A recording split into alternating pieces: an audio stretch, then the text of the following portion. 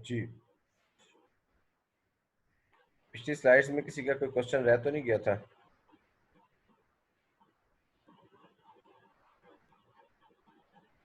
Okay, तो discuss करते हैं हम कंसिडरेशन। अभी तक हमने कॉस्ट को डिस्कस किया था। कंसिडरेशन के बारे में लॉ ये कहता है, the consideration received by a person on disposal of an asset shall be the total amount received by the person for the asset or the fair market value whichever is higher। यानी अगर आपने कोई asset बेचा, फर्ज किया 80,000 रुपए आपने वसूल किए और उसकी actual fair market value 2 lakh रुपए है, तो लॉ क्या कहता है कि आपकी जो सेल प्राइस समझी जाएगी, जो कंसिडरेशन समझी जाएगी, वो 2 लाख समझी जाएगी। तो जाहिर सी बात है गेन लॉस भी फिर 2 लाख रुपए के हिसाब से कैलकुलेट होगा, including the fair market value of any consideration received in kind determined at the time of disposal। मतलब फर्ज किया आपने एक लैंड बेचा, उस लैंड के बस कुछ तो आपने पैसे कैश में वसूल किए और साथ में एक गाड़ी ले ली। तो अब उस लैंड की टोटल कंसिडरेशन आपने क्या वसूल की? आपने जो कैश वसूल किया वो प्लस जो गाड़ी आपने वसूल की उसकी फेयर मार्केट वैल्यू, दोनों मिला के उसकी टोटल कंसिडरेशन बनेगी। तो कहता है, where an asset has been lost or destroyed by a person, the consideration received for the asset shall include any compensation, indemnity or damages received by the person under insurance policy, indemnity or other agreement, settlement or a judicial decision। यानी अगर कोई asset तबाह हो जाता है या asset वो गुम हो जाता है, लॉस्ट हो जाता है, तो उस एसेट की कंसिडरेशन क्या होगी? वो कहता है कि उसके एवज अगर आपने कोई इंश्योरेंस करवाई हुई थी तो इंश्योरेंस पॉलिसी से जो पैसे मिले, या कोई अगर जुडिशियल डिसीजन था, सेटलमेंट हुई है, तो उसके एवज जो पैसे मिलेंगे वो उस एसेट की कंसिडरेशन समझी जाएगी। तो कहता है, the consideration received for an asset treated as disposed of under subsection 3 और 3A ऑफ, ये 3 और 3A जो है ना, ये एसेट उसके बारे में बात हो रही है जहां पर आप asset you put asset to personal use है, personal asset to business use वगैरह। तो कहता है, shall be the fair market value of the asset determined at the time it is applied to personal use और discarded और ceases to be used in the business as the case may be. यानी आप कहते हैं कि आपका फर्ज किया बिजनेस एसेट था, उस बिजनेस एसेट को आप पर्सनल यूज में ले गए। अब उस दिन हमने डिस्कस किया था कि जब एसेट को आप पर्सनल यूज में लेके जाते हैं तो आप अपने बिजनेस को तो यूजुअली कोई पैसे नहीं देते। तो वो कहता है कि भाई उसके पैसे टैक्स लॉ के लिए समझा जाएगा कि उसके पैसे आए हैं, और वो पैसे किसके बराबर होंगे? फेयर मार्केट वैल्यू के बराबर। मसलन फॉर एग्जांपल, मेरा ऑफिस में एसी लगा हुआ है और वो एसी में उतार के घर में रह जाता हूँ, तो अब ये क्या हुआ? ये डिस्पोजल का इवेंट हो गया, क्योंकि बिजनेस एसेट को मैं किधर ले आया? पर्सनल इस्तेमाल में। अब जब बिजनेस एसेट को मैं पर्सनल इस्तेमाल में लेके आऊंगा तो मैं कैलकुलेट करूंगा बिजनेस के लिए कंसिडरेशन माइनस कॉस्ट या consideration minus return down value. तो रिटर्न डाउन वैल्यू एसी की फर्ज किया 50,000 रुपए है, कंसिडरेशन क्या होगी?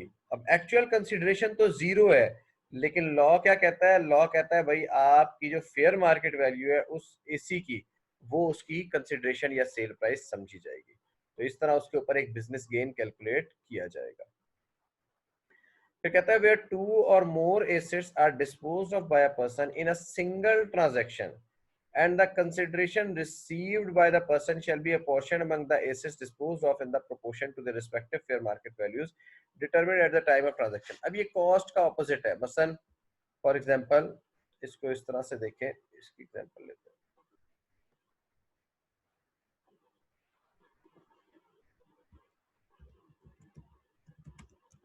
हैं। एसेट ए की WDV है फर्ज किया 50,000 रुपए, एसेट बी की WDV है से 40,000। ठीक है, आपने सेल कर दिया कंबाइंड, आपने कहा यार ये दोनों उठा के ले जाओ, और दोनों एसेट्स के ऊपर आपने कहा कि से for the sake of argument आपने कहा इन दोनों इसकी, बल्कि मैं कहता हूँ 1,20,000 रुपए का सेल कर दिया आपने। ठीक है, अब ये कंबाइंड सेल प्राइस है, तो एसिड ए की रिटर्न डाउन वैल्यू आपको पता है, एसिड बी की रिटर्न डाउन वैल्यू पता है, लेकिन आपको ये नहीं पता कि इसमें एसिड ए की सेल प्राइस क्या है और एसिड बी की सेल प्राइस क्या है। क्योंकि एसिड ए की सेल प्राइस अगर नहीं पता तो आपको ये नहीं पता लग सकता कि एसिड ए का गेन कितना है और एसिड बी का गेन कितना है। तो वो ये कहता है कि इसका गेन या लॉस मालूम करने के लिए, हर एसिड का अलग अलग गेन या लॉस मालूम करने के लिए वो कहता है total consideration received by a person shall be a portion among the assets dispose of in proportion to their respective fair market values determined at the time of transaction. Say for the sake of argument, asset A की fair market value है 70,000 और asset B की fair market value है से 60,000। Total F M B कितनी हो गई, 1,30,000 रुपये। तो अब अगर हम सिर्फ एसेट ए की फेयर मार्केट वैल्यू के साथ लें तो 70,000 माइनस 20,000 ये 20,000 रुपए का गेन आ जाएगा, और 60,000 माइनस 40,000 करें तो ये भी 20,000 का गेन आ जाएगा, तो टोटल गेन तो 40,000 का बन जाएगा। जबकि एक्चुअल गेन कितना है, 1,20,000 रुपए माइनस 50 प्लस 40 90,000, 30,000 का गेन। तो अब मसला ये है कि 30,000 के गेन में से 30,000 के गेन में से एसिड ए का कितना गेन है और एसिड बी का कितना गेन है। तो इसका आसान तरीका ये है कि आप क्या करें, आप ये मालूम करें कि इसमें से इनकी कंसिडरेशन आप क्या करेंगे। 1,00,000 जो एसेट ए है, 1,00,000 इसमें जो एसेट ए का कितना है 70,000 मल्टीप्लाई बाय 1,20,000 डिवाइडेड बाय 1,30,000 रुपये। तो जब आप ये करेंगे तो आपको पता लग जाएगा इसके ऊपर 70,000 multiply by 1,20,000 divided by 1,30,000, enter. 64,615 64,615। तो ये क्या हो जाएगा, sale price a gain on a is equal to 64,615 minus इसकी जो रिटर्न डाउन वैल्यू थी 14,615 रुपये। तो इस तरह आपके पास एसेट बी ए का गेन आ जाएगा, और सिमिलरली फार्मूला लगा के तो आप एसेट बी का गेन मालूम कर देंगे। तो यहाँ पर बेसिकली हो क्या रहा है कि आपने एसेट खरीदे तो अलग अलग थे, उनकी रिटर्न डाउन वैल्यू भी आपके पास अलग अलग थी, लेकिन जब आपने सेल किया तो आपने लमसम के अंदर सेल कर दिया। अब हर एसेट का अलग अलग गेन मालूम करना है, तो एसेट का अलग अलग गेन मालूम करने के लिए लॉ क्या कहता है, आपने क्या करना है, उस एसेट की फेयर मार्केट वैल्यू की बेसिस के ऊपर आपने उसकी सेल प्राइस को अपॉर्शन कर देना। तो जब सेल प्राइस को आप फेयर मार्केट वैल्यू के बेसिस के ऊपर अपॉर्शन करेंगे तो आपके पास हर एसेट की सेल प्राइस अलग अलग आ जाएगी, और फिर आप हर एक का अलग अलग गेन भी मालूम कर सकेंगे। किसी का कोई क्वेश्चन है तो पूछे इसके ऊपर।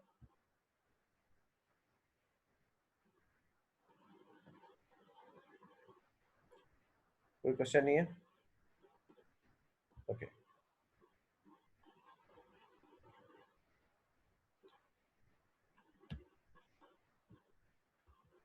नेक्स्ट है हमारे पास नॉन रिकग्निशन रूल्स। ये नॉन रिकग्निशन रूल्स आपके कोर्स का हिस्सा नहीं है, इनको आप इग्नोर कर दें, ये मॉड्यूल एफ फॉलो के लिए। अच्छा जी, उसके बाद कहता है pre commencement expenditure. Pre commencement expenditure क्या है कि प्री कमेंसमेंट एक्सपेंडिचर जो बिजनेस को स्टार्ट करने से पहले, कमर्शियल प्रोडक्शन शुरू करने से पहले एक्सपेंडिचर इनकर होता है, उसे प्री कमेंसमेंट एक्सपेंडिचर कहते हैं। ठीक है? अब आपके एग्जाम में इसकी मुख्तलिफ तरीके से आता है। प्री कमेंसमेंट एक्सपेंडिचर वो इस तरह से आपको बताएगा, for example company A business income से for the sake of argument उसकी है revenue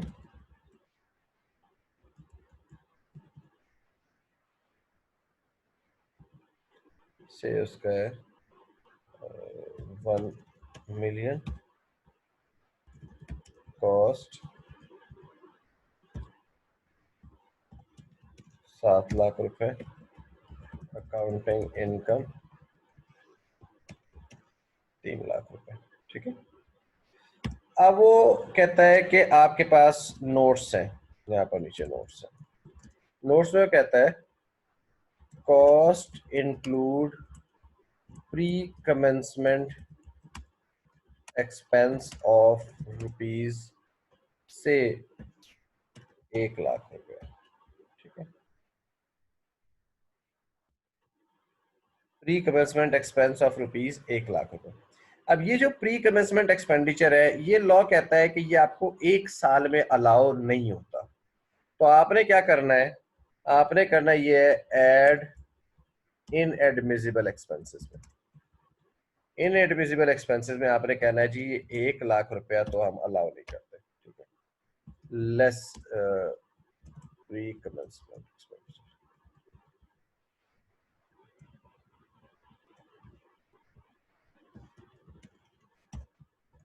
less admissible expense.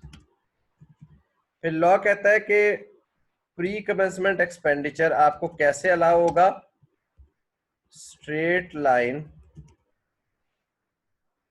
5 years, यानी 5 साल में आपको स्ट्रेट लाइन बेसिस के ऊपर आपको अलाउ हो जाएगा। ठीक है।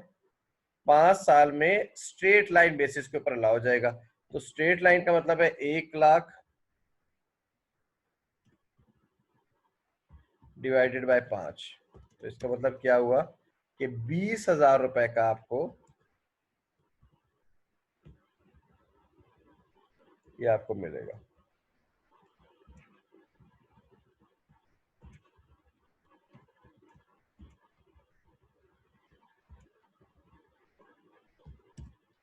तो आपके पास टैक्सेबल इनकम कितनी आ जाएगी, टैक्सेबल इनकम आएगी 3 लाख जमा 1 लाख 4 लाख माइनस 20,000 3,80,000 रुपए। तो ये प्री कमेंसमेंट एक्सपेंडिचर का ट्रीटमेंट होता है, यानी जो आपके प्रॉफिट एंड लॉस में शामिल होता है वो आप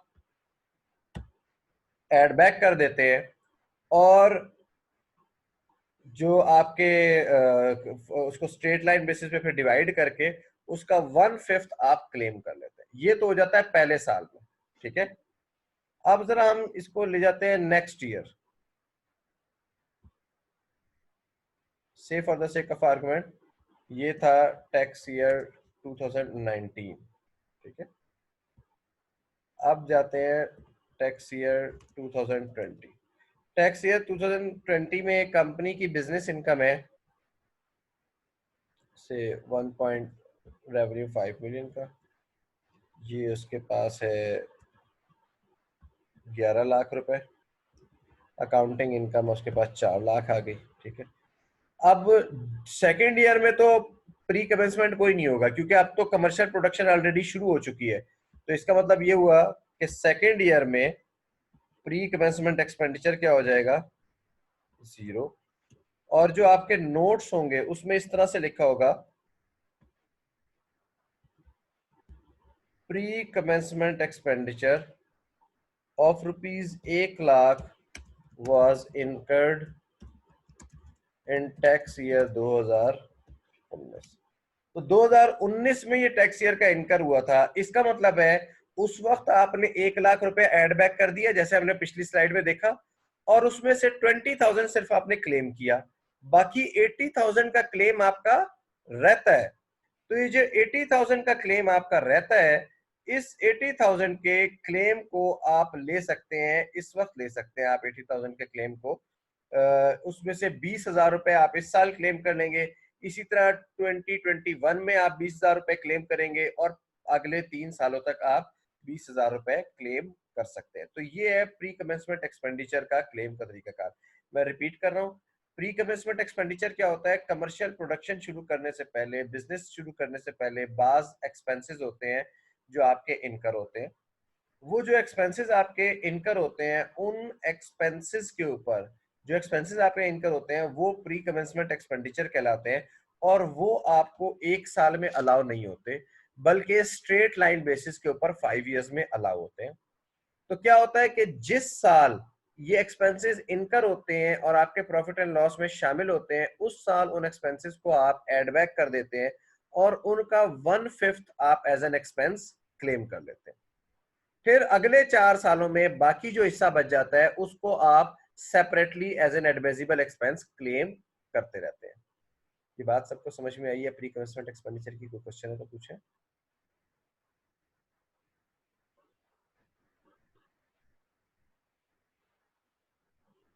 कोई क्वेश्चन नहीं? Okay.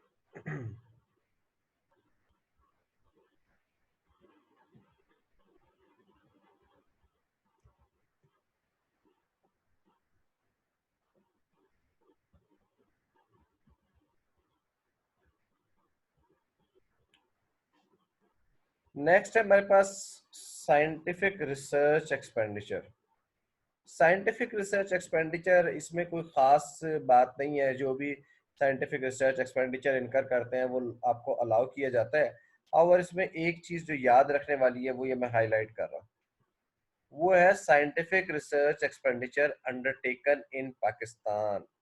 Scientific research expenditure undertaken इन पाकिस्तान। तो साइंटिफिक रिसर्च एक्सपेंडिचर अलाउ कौन सा होता है? वो एक्सपेंस जो पाकिस्तान में इनकर किया जाए। आपके एग्जाम में यूजुअली आता है कि आपने साइंटिफिक रिसर्च एक्सपेंडिचर इनकर किया, लेकिन फर्ज किया जर्मनी में किया, या आपने यूके में कोई लेबोरेटरी थी वहां पे आपने कोई साइंटिफिक रिसर्च एक्सपेंडिचर इनकर किया, तो कहते हैं कि भाई ये आप सिर्फ उस वक्त एज एन एक्सपेंस अलाउ होगा जब ये एक्टिविटी अंडरटेकन इन पाकिस्तान होगी। अगर अंडरटेकन इन पाकिस्तान नहीं है तो इसके ऊपर साइंटिफिक रिसर्च एक्सपेंडिचर भी अलाउ नहीं होगा। इसमें बाकी और कोई खास बात याद करने वाली या समझने वाली नहीं है। कोई क्वेश्चन है तो पूछ लें।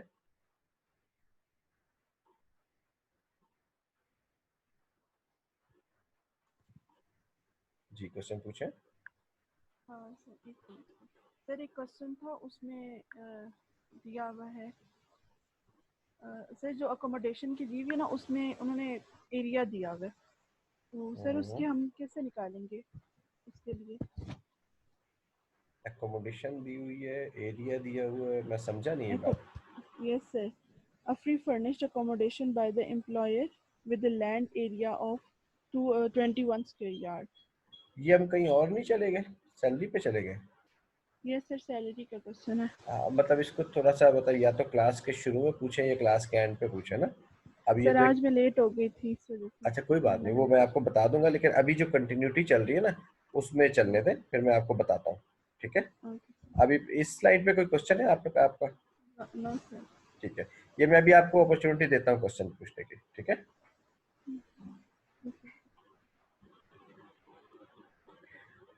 अच्छा जी, साइंटिफिक रिसर्च एक्सपेंडिचर के ऊपर कोई क्वेश्चन है किसी का?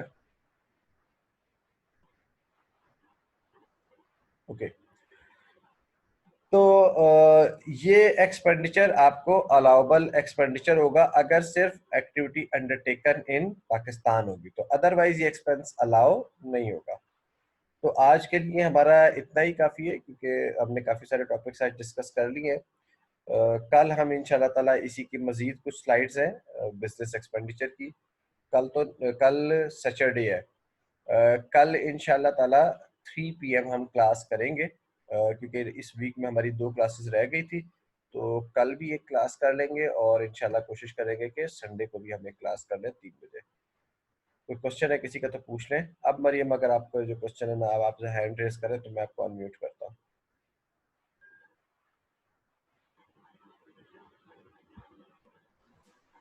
जी अब क्वेश्चन पूछे अपना।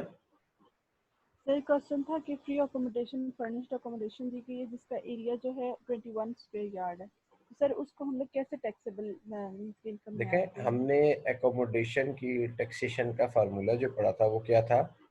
Fair market 25%। Rent, fair market rent और yes sir. 45% of basic salary whichever is higher. हाँ यस अब एकोमोडेशन जितनी मर्जी दियो, उसका एरिया जो मर्जी हो, उससे हमें फर्क नहीं पड़ता। हमने इसी फार्मूले को याद रखना है और इसी इंफॉर्मेशन को देखना है कि सवाल में ये वाली इंफॉर्मेशन कहाँ पे गिवन है, यानी उसका फेयर मार्केट रेंट कितना गिवन है और 45% ऑफ बेसिक सैलरी कितना बनता है। विच एवर इज हायर जो होगा वो सैलरी का हिस्सा बन जाएगा। तो सर उसने फेयर मार्केट रेंट नहीं दिया हुआ ना, तो उसके अगर लिए फेयर मार्केट रेंट गिवन नहीं होगा तो आप क्या करेंगे, आप 45% ऑफ बेसिक सैलरी को 45%। हिस्सा उनकी सैलरी बना देंगे। Yes sir. ठीक है। यस ये बल्कि मैंने एक क्वेश्चन करवाया भी था, उसमें भी मैंने यही किया था कि आपको मैंने फेयर मार्केट रेंट नहीं दिया था। आप जो मैंने क्वेश्चन मैंने करवाए हैं क्लास में या आपको लोगों को दिए हैं, उनमें चेक करें, किसी एक क्वेश्चन में मैंने ऐसा क्वेश्चन भी दिया था जिसमें फेयर मार्केट रेंट गिवन नहीं था, और वहां पे हमने यही ट्रीटमेंट किया था कि अगर fair market sir. Rent given ना हो तो फिर आप क्या लेते हैं, 45% ऑफ बेसिक सैलरी और एमटीएस। ठीक है। Yes sir. Yes sir. Thank you okay, sir. किसी और का कोई क्वेश्चन? ओके जी, कल इंशाल्लाह ताला 3 PM। अल्लाह हाफिज।